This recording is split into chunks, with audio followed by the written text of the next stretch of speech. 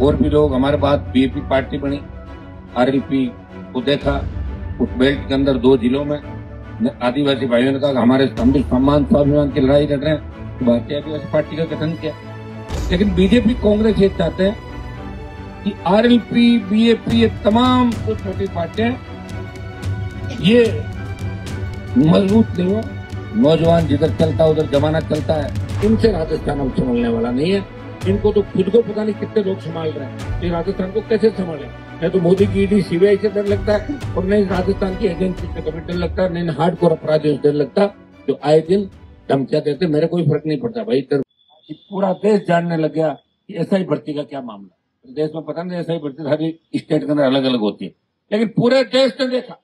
मैं धन्यवाद दूंगा छोटे भाइयों को कि सोशल मीडिया के माध्यम से आपने ट्विटर ट्रेंड 1 नंबर पे कई बार कराया, जब चाहे 1 नंबर पे करा दिया पूरे इंडिया का, और पूरे इंडिया में पता लग गया भजनलाल सरकार फेल है, कांग्रेस बीजेपी मिलकर राजस्थान को चला रहे हैं।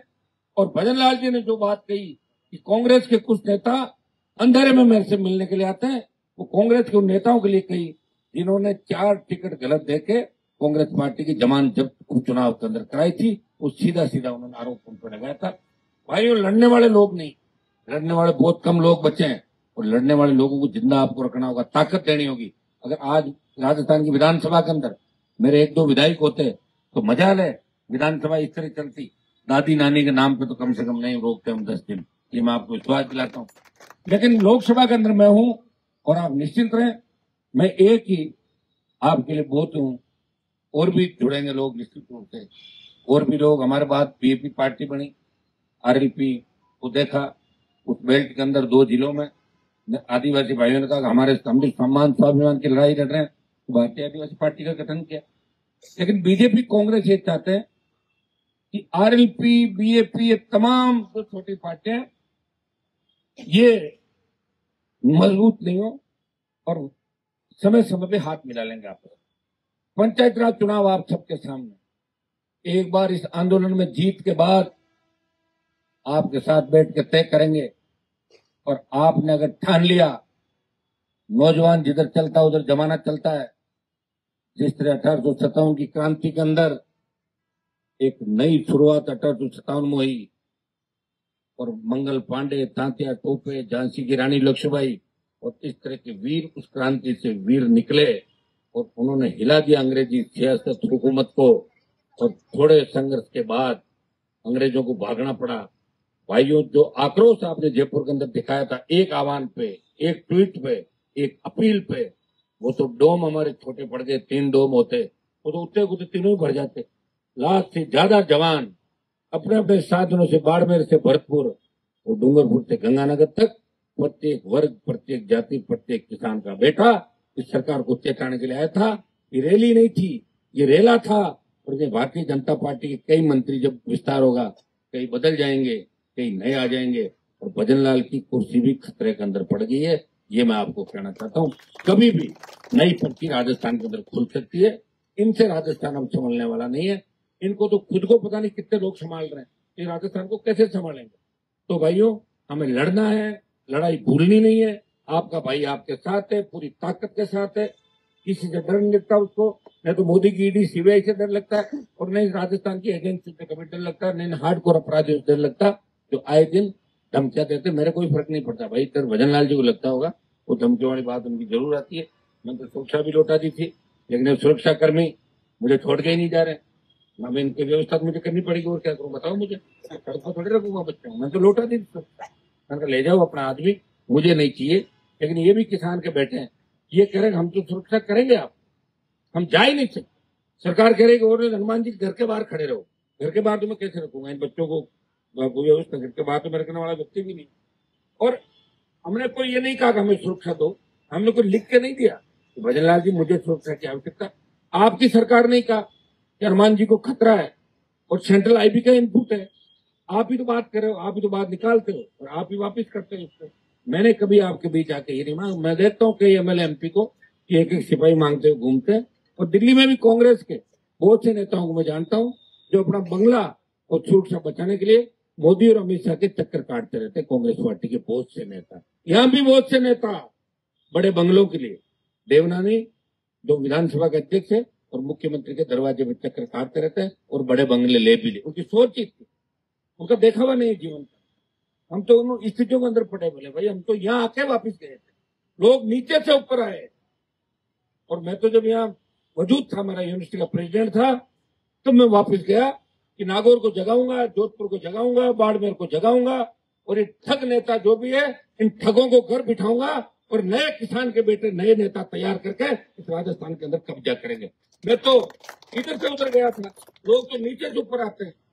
मैं तो सब कुछ सक्षम था जब गया था, और आपको सारी बातें पता है और आप सारी बातें जानते भी हो।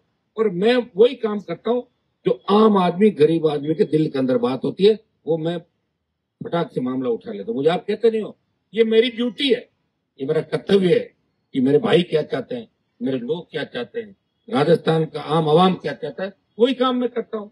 प्रत्येक वर्ग के लिए लड़ता हूँ। कल टैक्सी यूनियन वाला आए, उससे पहले और हमारे जो ये वोकल जो वोकेशनल वाले वो लोग आए, उससे पहले बेरोजगारों को और बहुत से संगठन आए। मैं सबको, सैनी समाज का कार्यक्रम भी था।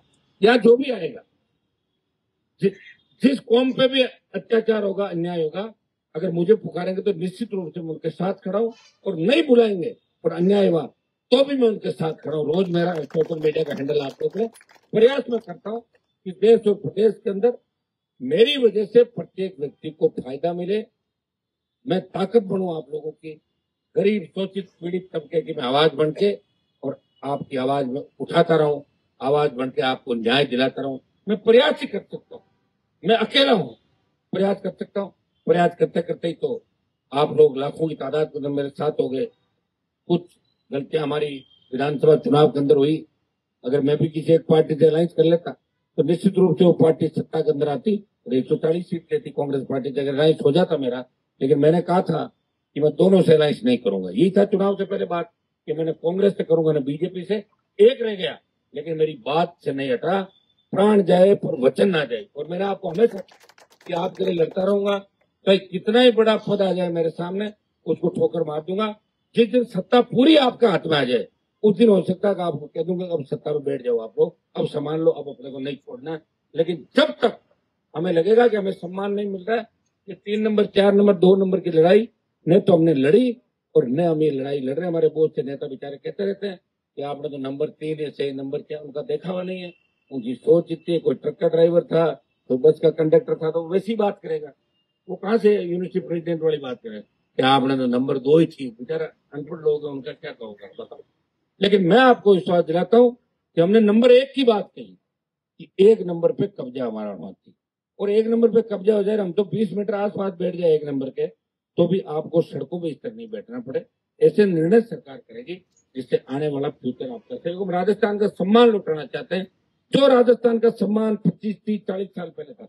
बच्चे बाहर से बेटियां बेटे पढ़ने के लिए अजमेर, जयपुर, तो तमाम जो हमारे यूनिवर्सिटी कॉलेज, चाहे गर्ल्स के बॉयज के, वहां बच्चे आते थे, बच्चे आती थी। लेकिन आज राजस्थान के माथे पे जो कलंक लगा है, अपराध का, भ्रष्टाचार का, महिला उत्पीड़न का, हमारे बच्चे सुरक्षित नहीं, बेटियां सुरक्षित नहीं, स्कूल के अंदर बच्चे आईसीयू सुरक्षित नहीं, एम्बुलेंस नहीं, आपका पुलिस थानों के अंदर दुष्कर्म हो रहे राजस्थान के अंदर। ये कौन लेकर आया? ये जातिवाद का जहर किसने खोला? गहलोत, वसुंधरा जी। मैं जाट की बहू हूँ, राजपूत की बेटी हूँ, गुजर की समधन हूँ, मीणों की क्या बहन बताइए, बुआ क्या बताइए, वो ये बता देगा ना। मैं कहाँ गया मनोज है, हाँ बुआ हूँ, यादवों की छुट्टन के बताया कि मैं धर्म बहन हूँ, फला ये मैं बंजार हूँ, मैं रेबारण हूँ, तो जो भी उसने बताया। जैसे करीब ऐसी कोई जाति छोड़ी नहीं, और गलती से अगर छोड़ दी तो बताते जाके पूछ रहे, मना थोड़ी करेंगे मैडम। तो भाई ये हालात राजस्थान में बने और जातीय गुट हावी हो गए। पार्टी कार्यालयों में जातीय संगठनों के नेताओं की प्लेट लगने लगे। ये फला महासभा का अध्यक्ष, इसका कमरा बीजेपी ऑफिस है, ये कांग्रेस ऑफिस में, तो जाति में बैठ गया पूरा राजस्थान। मेरे को तो लोग जातिवादी नेता कहते हैं। क्या मेरे घर पे कोई बोर्ड लगा हुआ कि जाति कहते क्या? मैं तो सब सुनता हूँ, जो भी आता फोन लगाओ बात करते हैं, कहीं भी ले जाओ पकड़ के लो चलो। अभी ये मामले जो चल रहे हैं आरपीएससी के, मेरे तो कोई रिश्तेदारी में कोई एसडीएम है नहीं, मेरे कोई डीवाईएसपी नहीं, न मुझे बनाना है।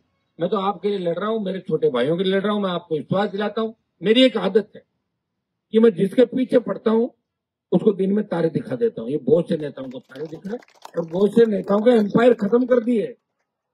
जो पहले टेबलेट नहीं लेते थे 8-8 10-10 गोली खा रहे हैं एक टाइम, तो मैंने कर दिया उनका इलाज। और बहुत से जो अपना आपको ऊपर हवा में यूं चलते देखते थे वो धरातल पे आते, सारे एक दिन में नहीं होते। उसके लिए तो सत्ता ला दो RLP, फिर आपको कहने की जरूरत ही नहीं है। 48 घंटे का जोड़े झंडे लेके भाग जाएंगे अपनी प्रॉपर्टी छोड़ के राजस्थान में। उसके लिए तो गवर्नमेंट चाहिए मेरे भाई। या तो 10 विधायक भी इस बार ले आते तो मजा ले भजन लाल के, विधानसभा नहीं चलने देते, वही खड़े रहते घेर के। लेकिन MLA नहीं आए, मैं तो मैं MP में जीत गया। आपकी आवाज तो बढ़ के बोल रहा हूँ दिल्ली के अंदर। मोदी और अमित शाह जानते हैं हनुमान जो बात कहेगा उसमें दम नहीं है, वो गलत बात नहीं कहेगा, कहीं कहीं सच्चाई है और कहीं कहीं देश और प्रदेश के हित की बात है। मैं लड़ रहा हूँ अकेला आपके लिए और आगे भी मैं लड़ता रहूंगा। थोड़ा लेट हो जाता हूँ आज लाने में, कल कोशिश करूंगा कल जल्दी में आऊँ और आप भी जल्दी, सब लोग जल्दी आओ। कल बड़े भीगते बारिश के अंदर भी आपने यहाँ जयकारे लगा रहे थे, भीग रहे थे, मैंने देखा। तीसरी बार हम आंधी बरसात के अंदर यहाँ आए, गर्मी कम हो गई, इंद्र भगवान भी खुश हो गए, यार रुकने वाला तो है नहीं, तो गर्मी कम करो, गर्मी कम हुई। लेकिन आपके अंदर जो ज्वाला है वो साफ साफ दिख रही है। इस बार आप बदलाव के मूड के अंदर हो और इस बार राजस्थान देश को बता देगा कि राजस्थान के लोग भी तीसरा मोर्चा खड़ा कर सकते हैं, वो तीसरी ताकत खड़ी कर सकते हैं। जब हमारे छोटे भाई हरियाणा और पंजाब के अंदर 4-4, 5-5 पार्टियां शासन कर सकती है तो राजस्थान में क्यों नहीं कर सकती? ये राजस्थान का जवान इस बार क्यों का जवाब देगा।